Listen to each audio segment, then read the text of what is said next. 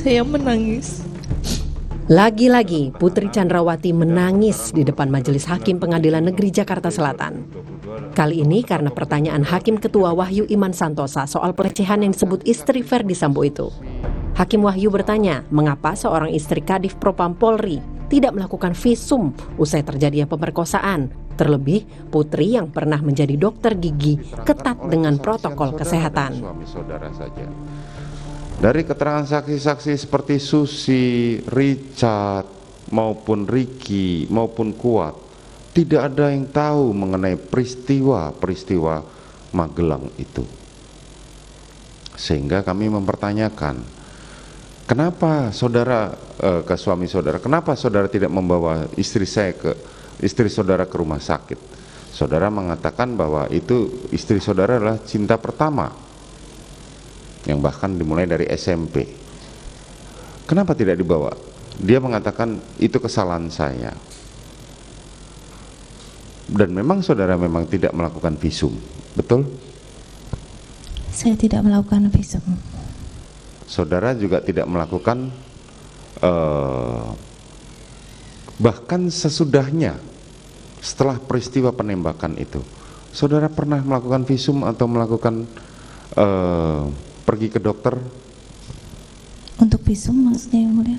Bukan, begini, mohon maaf, ketika terjadi pemerkosaan banyak kejadian, itu adalah yang paling ditakutkan adalah yang pertama adalah PMS. Saudara kan tadi dokter, berkaitan dengan itu tadi saya tanya sama saudara, berapa lama saudara sudah meninggalkan kedokteran gigi? Saudara mengatakan setelah menikah saya sudah tidak pernah lagi bekerja. Kan dari jawaban saudara seperti itu. Artinya cukup rentang lama, tetapi dari persidangan yang sebelumnya juga kami menyatakan saudara, di keluarga saudara ini protokol kesehatannya sangat tinggi, bahkan datang harus swab PCR segala macam, sehingga kami melihat bahwa saudara mempunyai standar protokol kesehatan yang sangat tinggi, tapi berkebalikan dengan peristiwa di Magelang itu. Kenapa saudara tidak pernah pergi ke dokter atau paling tidak memeriksakan diri? Yang mulia, sebenarnya setelah kejadian, saya itu hanya bisa diam dan tidak bisa berkata apa-apa. Karena saya bingung dan saya malu dengan apa yang terjadi pada saya.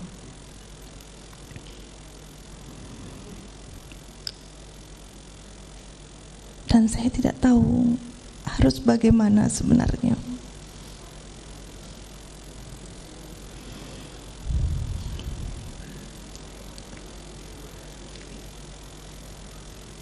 Waktu itu pun ada psikolog, tapi saya juga tidak berani untuk menceritakannya. Karena bagi saya ini adalah aib. Selain itu, Putri juga menyebut malu dan takut tidak dicintai lagi oleh Verdi Sambo saat Hakim Wahyu menyampaikan kejadian di Magelang hanyalah ilusi. Berdasarkan pernyataan salah seorang saksi yang mendengar langsung dari Verdi Sambo. Di Magelang itu ilusi, demi menutupi. Benarkah kejadian di Magelang tersebut tidak ada alias ilusi? Seperti kata Hakim, semua saksi mengaku tak tahu. Sayangnya, Brigadir Yosua yang sebelumnya mengetahui kejadian sudah dirampas nyawa seketika. Tim Liputan Kompas TV. Sudah sidang pemeriksaan Putri Chandrawati sebagai terdakwa kembali diwarnai tangis. Salah satunya saat majelis hakim bertanya soal dugaan pelecehan yang disebut Putri terjadi di Magelang. Apakah jawaban dan ekspresi istri Verdi Sambo tersebut jujur atau hanyalah drama ilusi belaka? Kami akan membahasnya.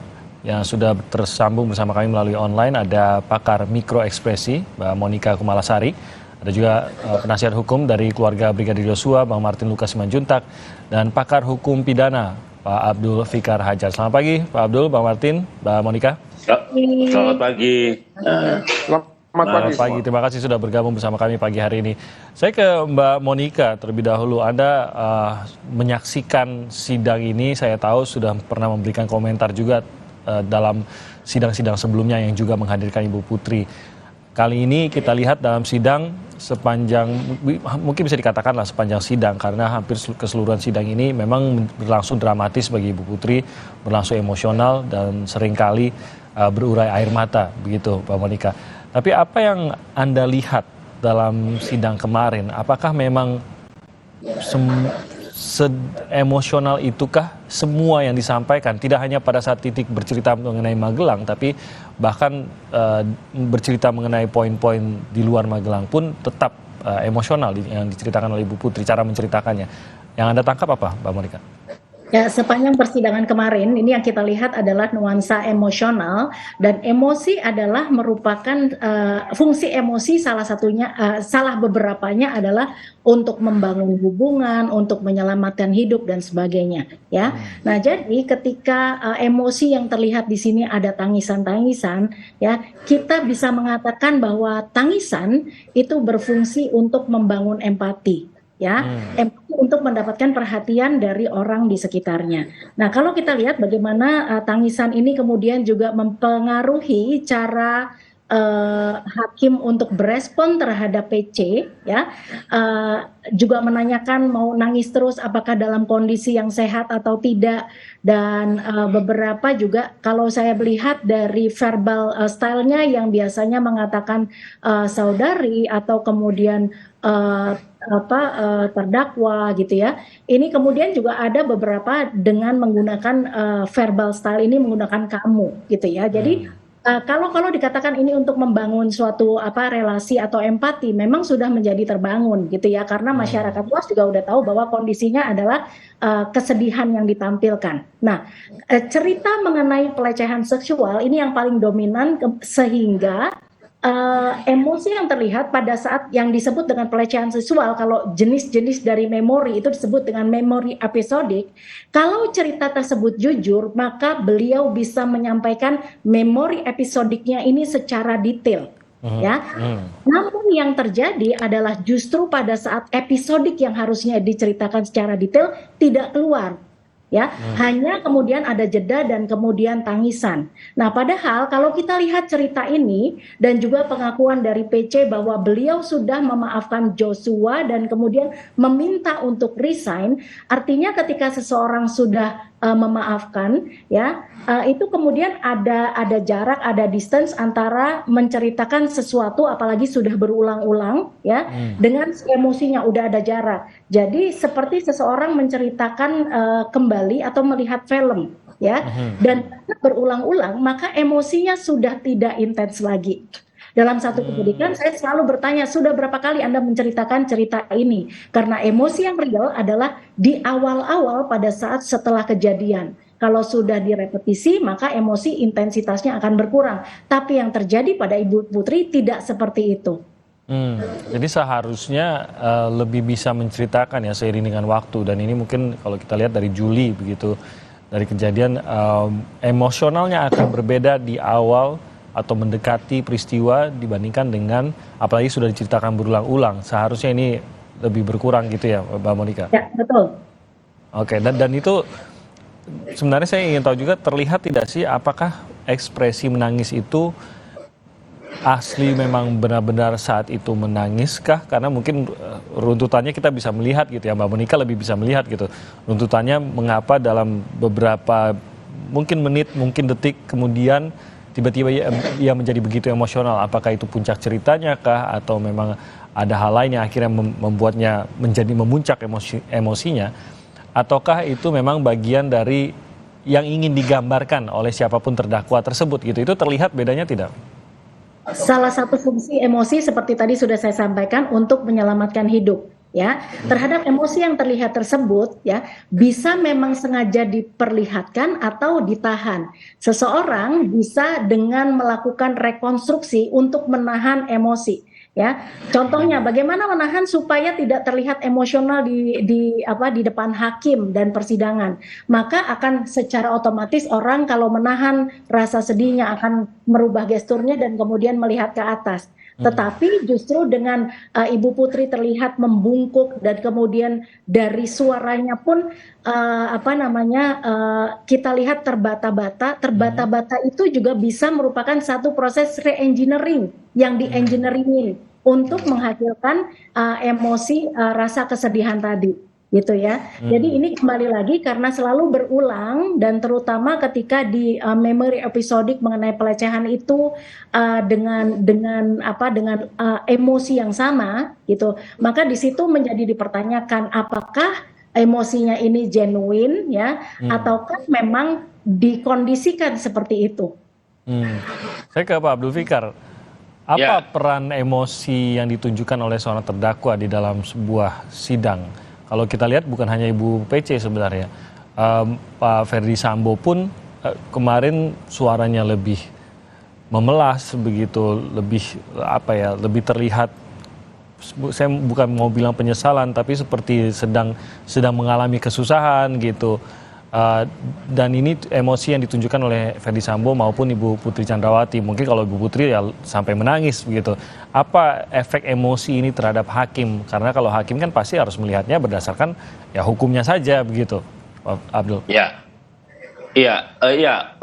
Hukum pidana itu hanya mempertimbangkan keadaan seseorang ketika dia sedang dan akan melakukan gitu. Karena itu kemudian ada ketentuan-ketentuan atau pasal-pasal yang mengatur tentang ketika seorang melakukan tindak pidana itu secara terpaksa.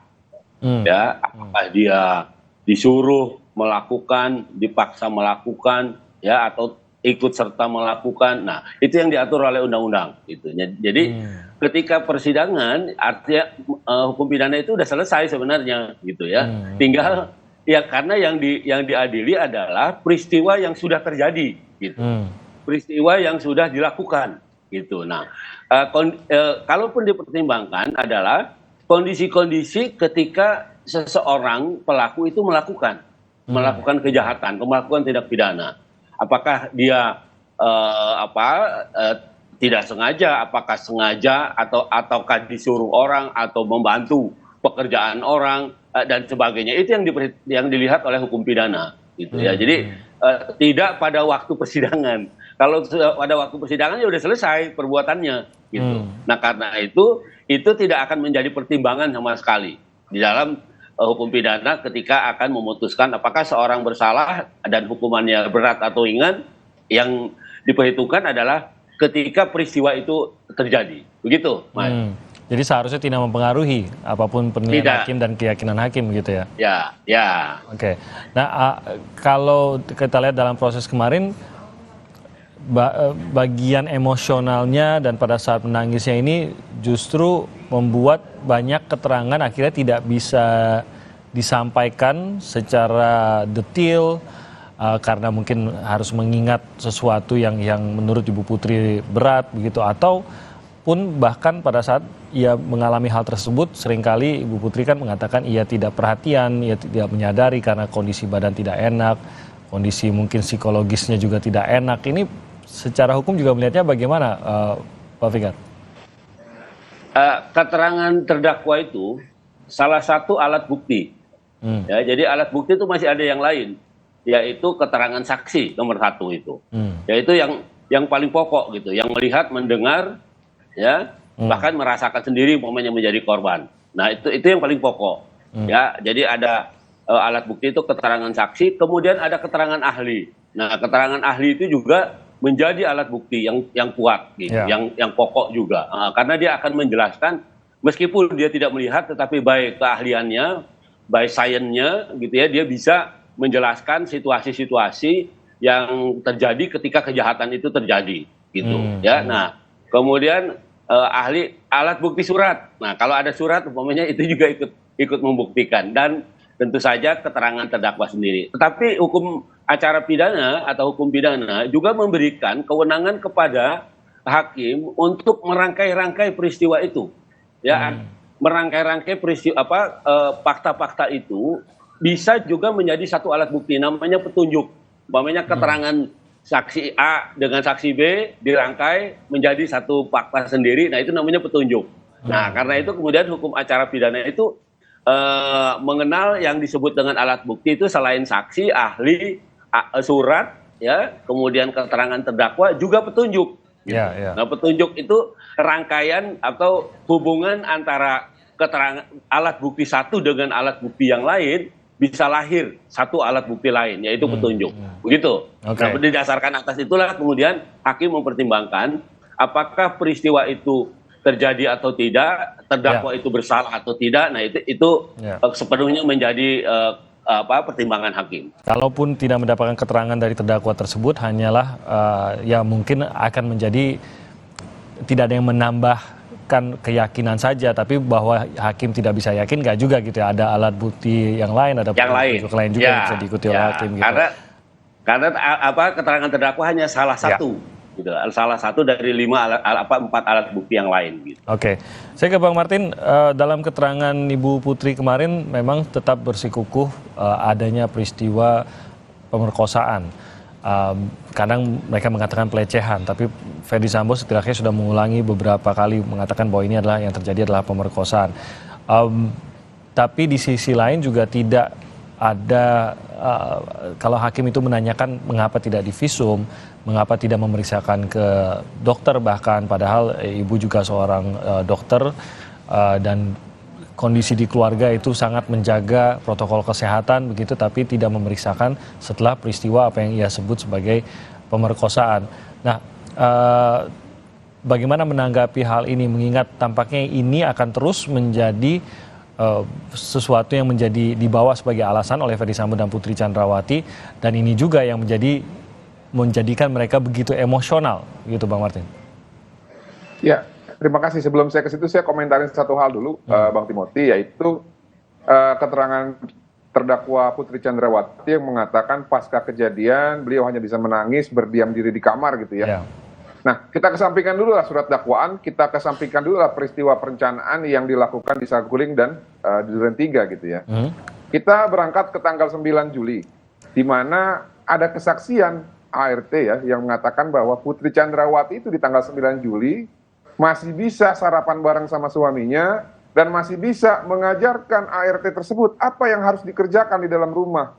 Nah, ini keterangannya bertentangan dan kontraproduktif dengan keterangan ART yang sayangnya tidak bisa datang langsung untuk memberikan kesaksian. Mungkin tapi dibacakan dalam sidang kesaksian tersebut. Betul, tapi dibacakan, dan itu di bawah sumpah, itu adalah keterangan saksi, tidak bisa dikesampingkan. Nah, yang berikutnya tadi mengenai visum ya, dan juga bukti-bukti saintifik yang lain.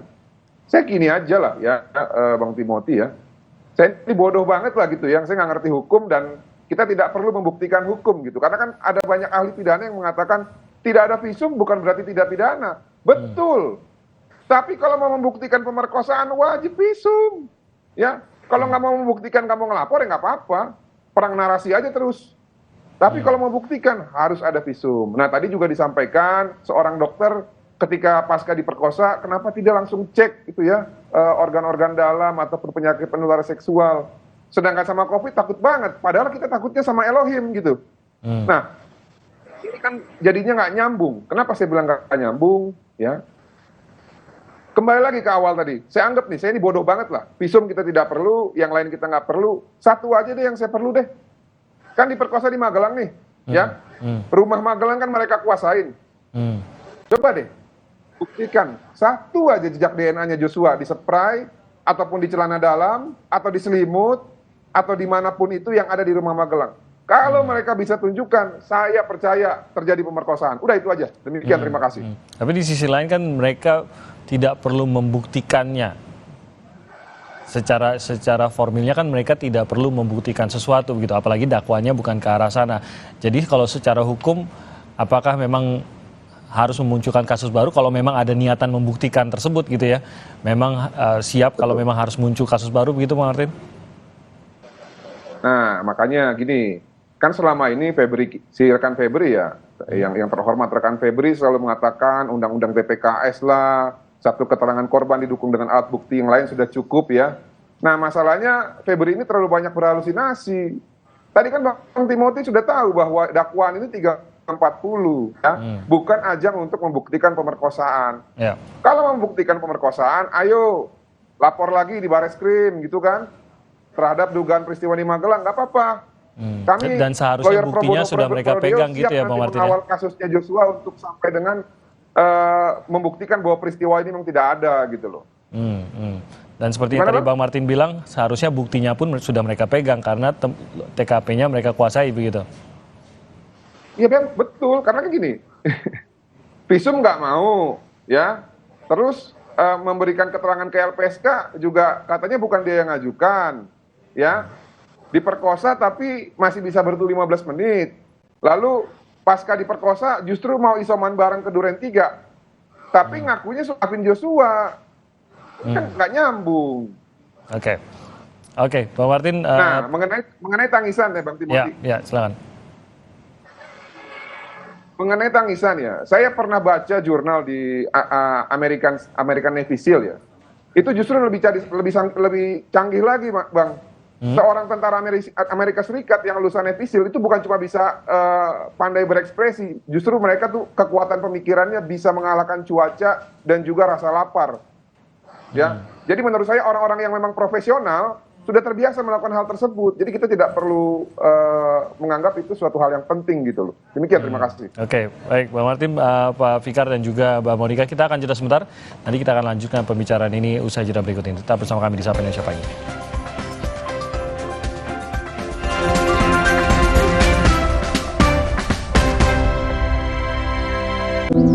Untuk mereka yang bangun lebih pagi, agar bisa mendengarkan lebih awal.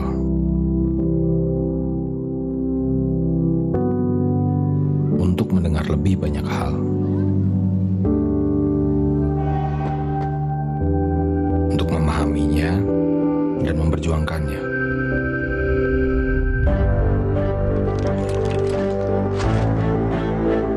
Membaginya tepat waktu. Agar lebih banyak yang mendengar. Lebih banyak yang melihat.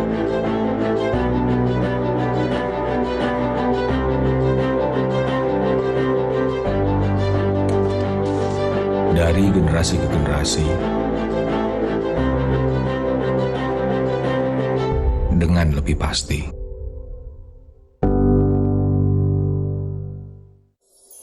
Ya, baik-baik ya.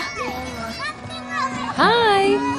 Baru sembuh nih setelah 5 hari sakit. Dulu Adi juga, sekarang udah nggak lagi. Apa rahasianya? Kami mandi dengan